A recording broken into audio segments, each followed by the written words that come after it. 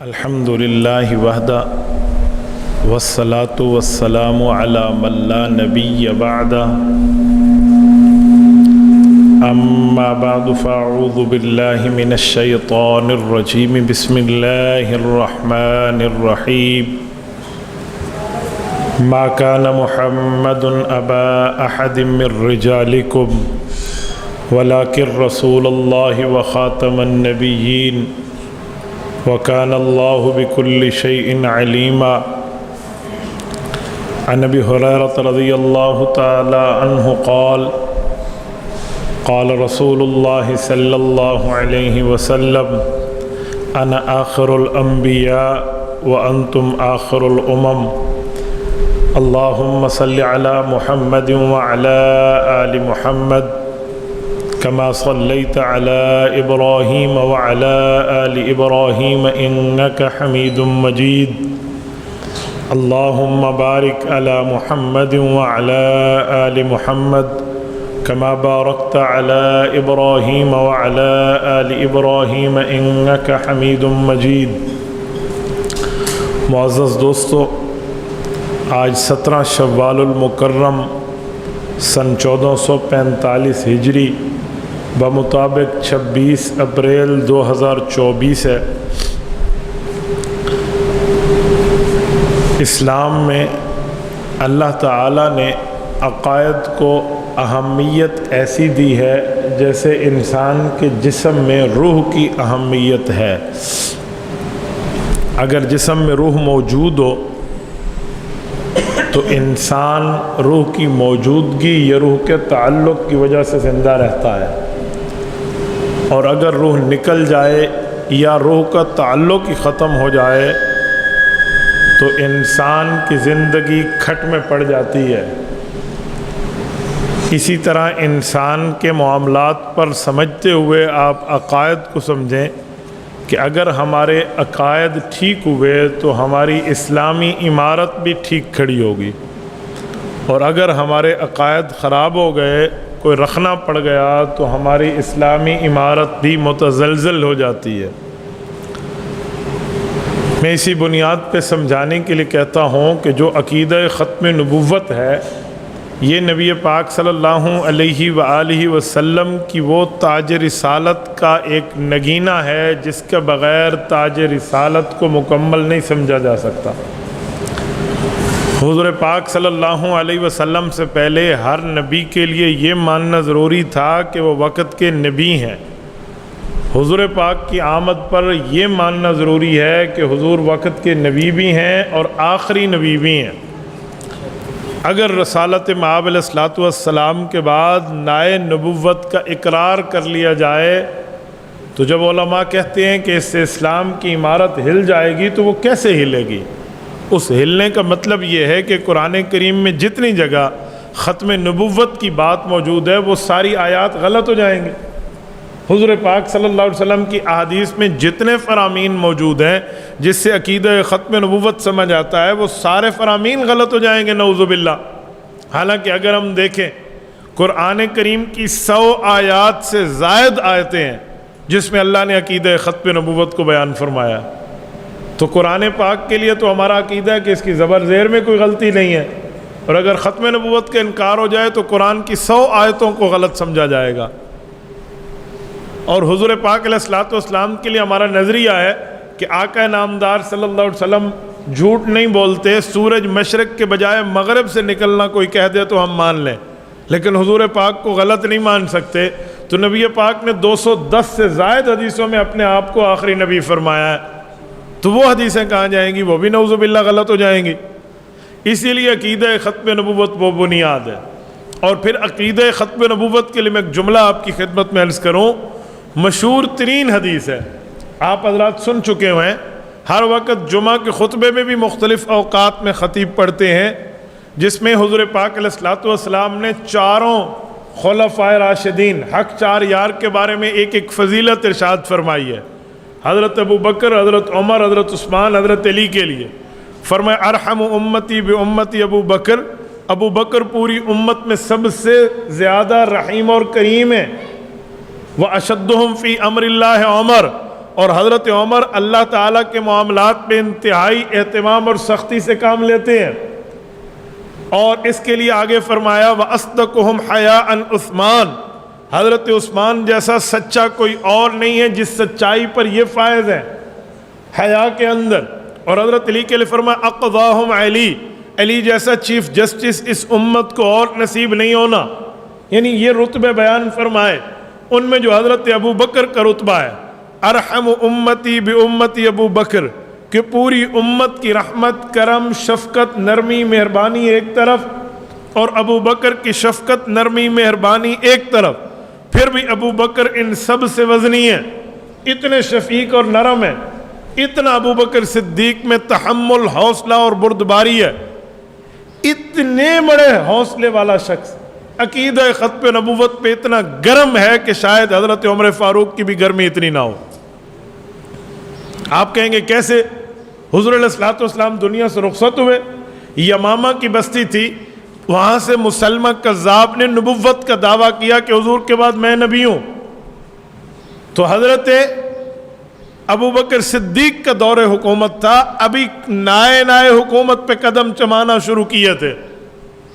ہو سکتا تھا کوئی یہ کہے کہ حضرت ابھی تو قرآن کریم کو ہم نے پتھروں سے، چمڑوں سے اور قرآن کریم کو پتوں سے لکھا ہوا اکٹھا کرنا ہے، وہ اکٹھے کر لیں، ابھی تو حکومت کو مضبوط کر لیں، منکرین زکوٰۃ کا فتنہ موجود ہے، مرتدین کے فتنے موجود ہیں، ان سے نمٹ لیں۔ حضور علیہ السلام تازہ دنیا سے گئے ہیں، ابھی صحابہ غم میں تھوڑا صبر کریں۔ ان سب کے باوجود ابو بکر نے منکرین ختم نبوت سے جہاد کیا ہے، حالانکہ مشورے آ رہے تھے، تھوڑی نرمی، تھوڑا صبر، تھوڑا حوصلہ۔ حضرت ابو بکر صدیق نے ان جہادوں کے بارے میں ایک جملہ فرمایا تھا اپنے دور میں کہ اَيَنْقُصُ الدِّينُ وَأَنَا حَيٌّ، کا دو کام میں سے ایک ہوگا، دین میں کمی ہو اور ابو بکر زندہ ہو، یہ دونوں اکٹھے نہیں ہوں گے۔ یا تو ابو بکر اپنی جان دے دے گا، پھر جو مرضی آئے ہوتا رہے، اللہ مجھ سے نہیں پوچھے گا، اور یا پھر دین کی کمی برداشت نہیں کروں گا، اگر ابو بکر کی زندگی ہے تو وہ دین کو پورا مانے گا۔ یہ تاریخی جملہ حضرت ابو بکر کا ہے۔ اور پھر یمامہ کے بستی میں جا کر صحابہ کرام کا جہاد ہے۔ یمامہ کی بستی ایسے نہیں ہے جیسے ہمارے قریب یہاں کوئی شیخ یوسف کی بستی ہے تو بس یہاں بڑا قریب ہے تو چلے جائیں۔ مدینہ طیبہ میں ابو بکر ہے، اور یمامہ کم از کم 1000 کلومیٹر دور ہے مدینہ طیبہ سے۔ ریاض جو سعودیہ کا دارالخلافہ ہے، اس وقت اس ایریا کو نجد کہا جاتا تھا، اس کے قریب ایک جگہ ہے جسے یمامہ کہتے ہیں، وہ بھی تقریباً 70-80 کلومیٹر دور ہے، کوئی 900 کلومیٹر مدینہ سے ریاض بنتا ہے۔ اتنا لمبا سفر، اور ابو بکر نے صحابہ کرام کی لشکر کشی کی ہے، اور مسلمہ کذاب کا سر لے کر آئے ہیں جس نے ختم نبوت کے خلاف اپنا عقیدہ رکھا، اور عقیدہ ختم نبوت پر یہ بکواس کی کہ حضور پاک کے بعد نبی میں ہوں، تو اس سے جہاد ہوا۔ اچھا، جانے والے وہ بڑے بڑے اجلہ صحابہ کرام میں لوگ ہیں، آپ حیران ہو جائیں۔ حضرت معاویہ رضی اللہ تعالیٰ عنہ جو خود بعد میں 64,65,000 مربع میل کے حکمران ہیں، یہ اس لشکر میں ایک سپاہی کے طور پہ لڑ رہے ہیں۔ اسی طرح حضرت انس ابن مالک رضی اللہ عنہ کے ایک بھائی ہیں، براء ابن مالک، 4 بچوں کا باپ ہے، جاتے ہوئے اپنے بچوں کے سر پہ ہاتھ پھیرا، کہا بچوں اگر اللہ نے چاہا تو مدینہ میں ملیں گے ورنہ جنت میں ملیں گے، اور بیوی کے سر پہ ہاتھ رکھتے ہوئے انہیں اپنے حقوق کی تمام ادائیگیاں کرتے ہوئے وہاں سے تشریف لے گئے۔ آج بھی اس براء ابن مالک کی قبر وہیں یمامہ میں ہے۔ یہ جہاد ابو بکر کے دور میں ختم نبوت کے لیے ہوا تھا۔ اچھا، میں ایک جملہ کہہ رہا ہوں، سنیے۔ حضرت ابو بکر صدیق نے اس جنگ میں جو قربانی پیش کی ہے نا، یہ قربانی تاریخ اپنی مثال پیش کرنے سے قاصر ہے۔ یہاں 1200 صحابہ کرام کی شہادت ہے۔ لفظ 1200 کہنا بڑا ہے، میں 1200 امتی عام امتیوں کی بات نہیں کر رہا، رسول اللہ کے صحابہ کی بات کر رہا ہوں۔ اور پھر 1200 یہ لوگ جو رسالت مآب علیہ الصلوۃ والسلام کے صحابی ہیں، اور ان میں 700 وہ ہیں جو قرآن کریم کے قاری ہیں۔ آپ نے ختم قرآن کے جلسوں پہ ایک روایت سنی ہوگی کہ جب 700 قاری اکٹھے شہید ہو گئے تھے، پھر قرآن کریم کو مختلف جگہوں سے اکٹھا کر کے ایک کتاب کی شکل دی گئی تھی۔ تو یہ ساری شہادتیں ختم نبوت کے لیے ہیں۔ اور پیش کس دور میں ہوئی ہیں؟ جو ارحم امتی، یہ پوری امت میں سب سے زیادہ رحیم اور کریم اور نرم ہے۔ تو ختم نبوت کے لیے یہ نرمی مداہنت ہے، ختم نبوت کے لیے یہ نرمی، مجھے اجازت دیجئے تو میں ایک جملہ کہوں، بے غیرتی ہے، یہ غیرت مندی نہیں ہے۔ اللہ نے کائنات پیدا حضور کی وجہ سے کی ہے، اور حضور پاک پہ بات آئے تو ہماری زندگیاں بھی حضور کی وجہ سے ہوئی نا، ہماری عزتیں بھی حضور کی وجہ سے ہوئی، ہمارے مال و دولت اعلیٰ اولاد بھی حضور کی وجہ سے ہوئی، کہ وہ نہ ہوتے تو کائنات کے نبی نہ ہوتے، نبی نہ ہوتے تو امتیں نہ ہوتی۔ تو جن پر بات آئے پھر بندہ خاموش بیٹھا رہے، اس لیے عقیدہ ختم نبوت کو اتنی اہمیت اور حساسیت دی جاتی ہے۔ یہ میری پوری بات کرنے کا مطلب وہی گزشتہ تسلسل کا ایک حصہ ہے جو میں پچھلے کئی جمعوں سے آپ کی خدمت میں رکھتے ہوئے آ رہا ہوں، جو چیف جسٹس آف پاکستان قاضی فائز عیسیٰ کا معاملہ ہے، یہ اسی کا ایک تسلسل ہے۔ آپ کو یاد ہوگا کہ 6 فروری 2024 کو انہوں نے ایک متنازع فیصلہ دیا، اہم کانہ فیصلہ دیا، غلط فیصلہ دیا، جس میں قرآن کریم کی آیات کو غلط کوٹ کیا، اور پھر اس قادیانی کو رہائی دی جس نے حضور پاک کے نام پہ غلط قرآن کی تفسیر بانٹی، ایک ہی پیشی میں، ایک ہی سماعت میں اس کو رہائی دی۔ اس پر علماء کے اعتراضات اٹھے تھے کہ چیف جسٹس صاحب، آپ مسلمان ملک کے قاضی ہیں، آپ نے اسلامی شریعت کے نام پہ حلف اٹھایا ہے، ایک ہی سماعت پر قادیانی کو رہا کرنا تھا تو کم از کم مسلمانوں کا موقف بھی سن لیتے۔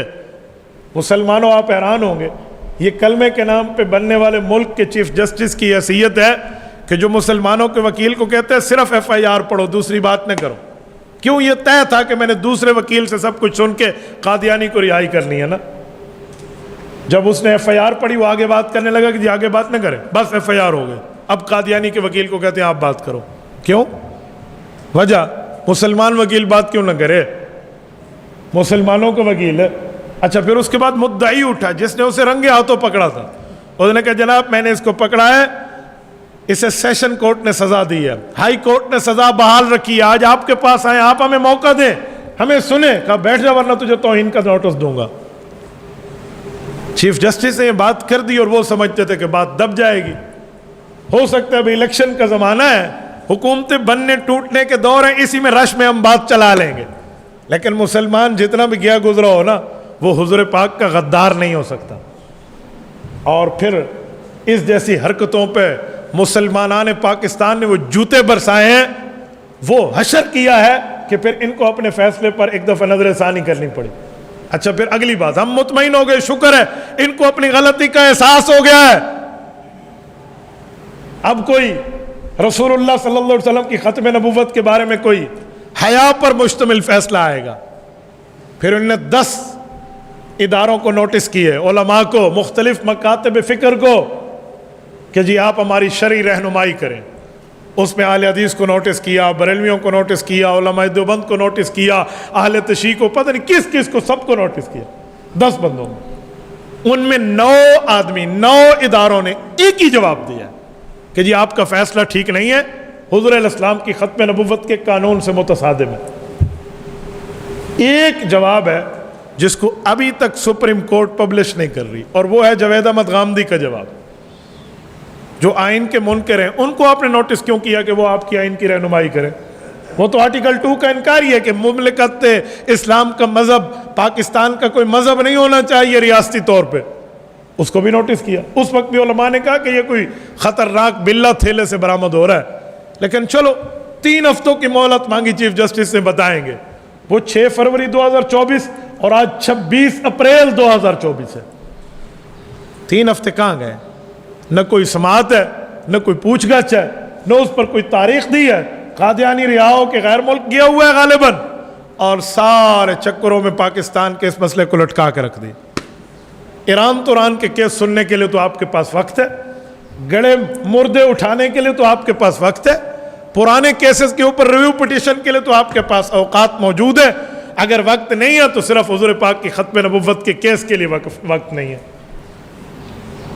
اور پھر اس پر کل عالمی مجلس تحفظ ختم نبوت، جو ختم نبوت کے مسئلے پر ہم تمام مسلمانوں کی ترجمان جماعت ہے، انہوں نے 5 صفحات پر مشتمل چیف جسٹس کو کھلا خط لکھا ہے۔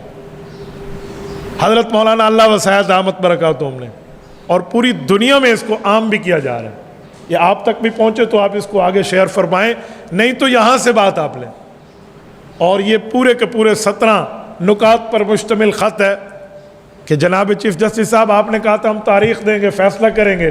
3 ہفتے مانگے تھے, 6 ہفتے گزر گئے, کوئی جواب نہیں ہے. وجہ اپنے غلطی کے فیصلے کو درست کرنے کے لیے آپ کے پاس وقت نہیں ہے. آپ یہی چاہتے ہیں کہ جیسے آپ نے بھٹو صاحب کے فیصلے کو واقعی وہ ظالمانہ فیصلہ تھا تو ظالمانہ قرار دیا, پچھلی عدالت کی غلطیاں بتائیں, آپ کے بعد آنے والا بھی آپ کے ایسے فیصلوں پہ جوتے برسائے؟ آپ یہ چاہتے ہیں؟ انسان کو شرم اور حیا کرنی چاہیے. اگر آپ نے ہم سے عزتیں کروانی ہے تو پہلے رسول اللہ کی عزت کرنی ہوگی. آپ نے اس مدعی کو کہا ہے کہ کنٹیمپٹ کا نوٹس دوں گا. جرت ہونا اگر اس مسئلے پہ کسی عالم دین کو کہے میں کنٹیمپٹ کا نوٹس دوں گا اور اگلے دن پھر پاکستان کے معاملات کو دیکھ لیں. توہین عدالت پہلے نہیں ہے, توہین رسالت پہلے ہے. عدالتوں کے معاملات بعد میں, ہم بھگت لیں گے آپ کے نوٹسز. بڑے بڑے نوٹسز ہم نے دیکھے ہیں. علماء کرام نے اس مسئلے پر کھلی پوزیشن لی ہے, واضح پوزیشن لی ہے. تمام مسالک نے اس پر ایک ہی پوزیشن لی ہے. کسی نے ان کو دوسرا جواب نہیں دیا, سب نے کہا آپ کا فیصلہ غلط ہے. آج آپ کی عدالت میں یہ بات میں اس بنیاد پہ لا رہا ہوں کہ ممبر پہ بیٹھ کر جمعہ کے خطبے میں یہ بات ہم عوام تک نہیں پہنچائیں گے تو کون پہنچائے گا؟ اور پھر اس پر میڈیا بھی انہی کے حق میں بولے, صحافی بھی انہی کے حق میں بولے. ابھی ہم نے فلاں وکیل سے پوچھا فیصلہ ایسے, ہم نے فلاں وکیل سے پوچھا فیصلہ ایسے. آپ کو یاد ہوگا میں نے آپ کے سامنے فیصلے کی کاپی اس طرح دکھا کر پڑھ کے سنایا تھا. ہم نے بھی LLB کی ہے, ہم بھی وکالت کو سمجھتے. کوئی آپ یہ نہ سمجھیں کہ ہم آپ کی وکالت کی موش گافیوں کو نہیں جانتے, ہم آپ کے قانون کے آرٹیکل کو نہیں جانتے, ہم کانسٹیٹیوشن آف دا پاکستان سے واقف نہیں ہیں. ہم نے اگر قرآن پڑھا ہے, رسول اللہ کا فرمان پڑھا ہے, تو اس آئین کو بھی پڑھا ہے. اور یہ آئینی طور پہ بھی غلط ہے, شرعی طور پہ بھی غلط ہے. اور اس میں قرآن کریم کی غلط آیات آپ نے درجے میں کوٹ کی ہیں. وہ آیات ان کے لیے اتری ہی نہیں ہے جن معاملات پہ آپ نے قادیانیوں کو تبلیغ کا کھلا لائسنس دیا ہے. یہ بات میں نے کل پریس کانفرنس میں بھی کی ہے, اور رات پنجاب ٹوبہ ٹیک سنگھ کے جلسے عام میں نے ایک خط لہرا کے پورے مجمع کے ہاتھ اٹھا کر بات کی ہے کہ ہمیں اس پہ بات کرنی چاہیے. اور کل سے یہ بات پورے پاکستان میں عام ہے. تقریباً ہر جگہ حضرت مولانا اللہ حسین صاحب کا خط پہنچ چکا ہے کہ ہم ختم نبوت کے معاملات میں اپنی سیاسی وابستگیاں, سماجی وابستگیاں, لسانی اور قومی وابستگیاں بعد میں رکھیں گے, حضور پاک کے معاملے کو پہلے رکھیں گے, اور نبی علیہ الصلوۃ والسلام کے معاملے کو اول رکھیں گے. تو میں آپ تمام مسلمانوں سے گزارش کرتا ہوں کہ اس بارے میں سوشل میڈیا کے ذریعے اس بات کو اٹھائیں کہ چیف جسٹس صاحب ہمیں جواب چاہیے. آپ نے کہا تھا ہم تاریخ دیں گے, ہمیں تاریخ چاہیے, اور اگر تاریخ نہ ملی تو پھر یہ قوم تاریخ رقم کرنا بھی جانتی ہے. خواجہ ناظم الدین کی پولیس سے پوچھ لیں, جس نے گولیاں چلائی تھی تو عطا اللہ شاہ بخاری رحمۃ اللہ علیہ نے 10,000 جوانوں کے سینے پیش کیے تھے لاہور میں. اس دن لاہور کی گلیوں میں پانی نہیں چل رہا تھا, نالیوں میں مسلمان شہدائے ختم نبوت کا خون بہہ رہا تھا. کیا آپ وہ تاریخ دہروانا چاہتے ہیں؟ جتنی کوئی چھوٹی موٹی عزت بچی ہے نا, اس عزت کو بحال رکھنے کی ترتیب یہ ہے کہ رسول اللہ صلی اللہ علیہ وسلم کی عزت کی جائے اور رسالت مآب علیہ الصلوۃ والسلام کی عزت کے قانون کو بحال رکھا جائے. اس طرح کے متنازع فیصلے آئین پر کوئی اثر انداز نہیں ہوتے, لیکن اس شخص کے منہ پہ کالک ضرور مر دیں گے جس نے رسول اللہ صلی اللہ علیہ وسلم کے دشمن کے لیے کوئی نرمی پیدا کی ہے. یہ یاد رکھیں, رسالت مآب علیہ الصلوۃ والسلام کی ختم نبوت کا معاملہ پہلے. تو مسلمانوں میں آپ سے بھی گزارش کروں گا, آپ کے ذریعے پوری دنیا میں بات جاری ہے, وہیں یہ بات کروں گا. ہر شخص کو چاہیے کہ بڑی عدالت کے بڑے غلط فیصلے پر اپنے ریمارکس بھی دے, اپنا اسلامی فریضہ بھی پیش کرے, اور اگر وہ 3 ہفتے کی مہلت مانگ کے اس کے بعد اپنا سر بچانے کے لیے سر نیچے کیے ہوئے ہیں تو انہیں اس بات پر مجبور کیا جائے کہ آپ نے اپنی غلطی کو خود درست کرنا ہے. قوم کو تاریخ رقم کرنے کا موقع نہ دے, ورنہ پھر داستان بھی نہ ہوگی داستانوں میں ان لوگوں کی جن لوگوں نے رسالت مآب علیہ الصلوۃ والسلام کے خلاف کوئی بات کے معاملے کیے تھے. میں حیران ہوں جب ہم آئین اور قانون کو فالو کر رہے ہیں, ہم لیگلی طور کے اوپر آ رہے ہیں, ہمیں کہا جائے آپ خاموش ہو جائیں, ہم آپ سے بات نہیں کرنا چاہتے. پھر اس کا کیا مطلب ہے؟ کل کوئی گستاخی کرے, کوئی دیوانہ اٹھ کے اس کے 2 فائر مار کے ٹپکا دے, پھر آپ کہیں گے آئین کو ہاتھ میں لیا, قانون کو ہاتھ میں لیا, ओए आईनी कॉन्स्टिट्यूशनली वायलेशन हो गई, फिर तो ये रोना पीटा जाएगा। और अब मुसलमान आइन को फॉलो कर रहा है, वो आइन के मुताबिक लीगल तरीके पे आपकी अदालत में बात लेकर आता है, तो आप उसकी बात सुनने के लिए तैयार भी नहीं है। आप कादियानियों को जो हक देना चाहें दे दें। याद रखें, इस तरह हम अमेरिका की और इस तरह हम इसराइल की और इस तरह हम किसी काफिर की कासालेसी नहीं करने दें। ये तो बात खुली खुली है। मैंने पाकिस्तान के 4 सूबों में इस पर उस वक्त एहतजाज किया था। अपने सफरों में एक एक सूबे में जाकर बात की थी। 3 हफ्तों की मोहलत मांगी, हम खामोश हो गए कि यार चलो मामले में कोई हसासियत आ गई और कोई एहसास हो गया। लेकिन पता नहीं अभी तक कोई 3 हफ्तों के बजाय 6 हफ्ते हो गए, किसी किस्म का कोई एहसास नहीं है। याद रखें, अगर इस तरह के एहसास नहीं होंगे, हम हर आईनी कदम उठाएंगे और हर चौक पे इस मुतनाज़ा फैसले पे जूते बरसाएंगे। फिर हमसे न कहना कि हमारी इज्जत करें और हमें इज्जत में आपका जुमला कहें। इज्जत तब है जब रसूलुल्लाह की इज्जत है। मैं आखिर में एक जुमला कहकर बात को इसी उन्वान में पैगाम देते हुए ख़त्म करूँगा। हर इब्तिदा से पहले, हर इंतहा के बाद ज़ाते नबी बुलंद है। ज़ाते खुदा के बाद दुनिया में जिस कदर एहतराम के काबिल हैं जितने लोग, हम सबको मानते हैं मगर मुस्तफ़ा के बाद। अक़ूलु क़ौली हाज़ा व अस्तग़फ़िरुल्लाह व आख़िरु दअवाना अनिल हम्दुलिल्लाहि रब्बिल आलमीन। मौला, मेरा एक सवाल है कि रोज़ा किन वजूहात पे मकरूह होता है? मकरूह होने से सारा सवाब ख़त्म हो जाता है? देखें, रोज़ा मकरूह होने की कई वजूहात हैं, कोई एक वजह नहीं है। आपने कौन सी गलती की है वो आप लिख देते तो मैं उसकी वजह बता देता। अब 15-15, 16-16 वजूहात मैं आपके सामने गिनवाऊँ, उनमें आप अपना मसला लिख लेते या किसी हवाले से लिख लेते कि इस गलती का क्या जवाब है। बहरहाल, जब रोज़ा मकरूह तारीमी हो जाता है तो सवाब तो गया, बस बजुज़ खाने पीने के बंदा भूखा बैठा है, बाकी तो कुछ भी नहीं बचता। लेकिन यह है कि मकरूह होने के बाद तोड़ना नहीं चाहिए, क्योंकि मकरूह है, सवाब ख़त्म हुआ है। और अगर आपने तोड़ दिया तो फिर 1 रोज़ा क़ज़ा का और 60 रोज़े कफ़ारे के रखने पड़ेंगे, फिर वो 61 रोज़ों का मसला आ जाएगा। कहते हैं नमाज में बाज़ दफ़ा सर से टोपी पगड़ी गिर जाती है तो नमाजी खुद उठा के सर पे रख लेते, इतनी गुंजाइश है? हाँ, एक हाथ से आप उठा के उसको मदद करते हुए सर पे रख लें तो इससे कोई नमाज नहीं टूटती। आपने ठीक किया है। कोई शख्स तन्हाई में बीवी को तलाक दे जबकि गवाह कोई ना हो सिवाय उसकी ज़ात के, तो फिर तलाक हो जाएगी?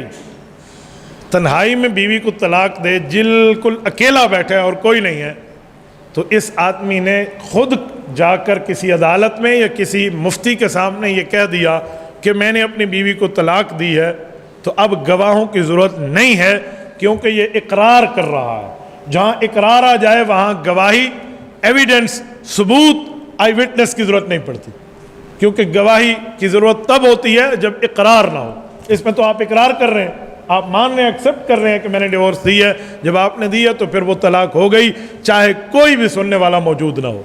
यहाँ एक गलती है, कुछ लोग कहते हैं बीवी सुने तब तलाक होती है। मैं कहता हूँ नहीं, आप खुद कह दें, गवाह सुन लें या आप इकरार कर लें तो तलाक हो जाएगी। इसके लिए बीवी का सुनना ज़रूरी नहीं है। निकाह के वक़्त जब आपने इसको कबूल किया था तो मुझे अपने निकाह में कबूल है, आपने गवाहों के सामने कहा था, बीवी को नहीं जाकर सुनाया था, तो वहाँ गवाहों के सामने निकाह हो सकता है। तो यहाँ इकरार पर या गवाही पर तलाक भी हो सकती है। बाजमात नमाज, अकेले नमाजें तशहुद मुकम्मल पढ़ने के बाद सलाम से पहले कोई दुआ पढ़ सकते हैं? बाजमात ने इमाम के सलाम से पहले मुक्तदी ने पढ़ लिया तो क्या करें? देखिए, अभी इमाम साहब ने सलाम नहीं फेरा, आपने चौथा गियर लगाकर टॉप गियर में सबसे पहले तशहुद मुकम्मल कर ली है, तो आपको चाहिए आप एक मरतबा फिर भी पढ़ लें, यही दुआएं दोहराते रहें ताकि इमाम के सलाम का वक्त आ जाए। दुरूद शरीफ दोबारा पढ़ लें, अत्तहियात दोबारा पढ़ लें, आप रब्बी जल्नी दोबारा पढ़ लें, तो आप दोहराते रहें ताकि इमाम से पढ़ लें। नहीं तो आप बंदा उस अंदाज से पढ़े कि इमाम के बराबर हो जाए। बहरहाल आपके पढ़ लेने से दोबारा या सहबारा आप पर कोई सज्दा साहब नहीं आएगा। और ये जो आपने कहा कि अकेली नमाज़ों में तशहुद मुकम्मल कर लेने के बाद सलाम से पहले, तो जब आपकी तशहुद मुकम्मल हो गई तो सलाम से पहले एक नहीं आप 10 दुआएं भी पढ़ सकते हैं। रब्बी जल्नी पढ़ें, रब्बना आतिना पढ़ें, रब्बना हबलना पढ़ें, रब्बी हबली मिनस सालिहीन पढ़ें। कुरान की जितनी दुआएं आप पढ़ लें, हदीस पाक की जितनी दुआएं आप पढ़ना चाहें आप पढ़ लें, आप पर कोई मसला नहीं है। अकेली नमाज़ों में आप जितना भी पढ़ लें, इस पर कोई, लेकिन शर्त यह है कि वो दुआ के अल्फाज कुरान और सुन्नत के होने चाहिए, अपनी ज़बान की नहीं होनी चाहिए। बे अल्लाह मैं तो बड़ा औखा, मेरी कोई कम कर दे, अपनी ज़बान में नहीं करें। اپنی ذاتی معاملات میں وہ الفاظ مانگیں جو الفاظ رسول اللہ صلی اللہ علیہ وسلم کے ہوں یا قرآن کریم کے ہوں. 100 دعائیں بھی پڑھ لیں سلام سے پہلے تو نماز ہو جائے گی, کوئی پرابلم نہیں ہے. جزاکم اللہ تعالی.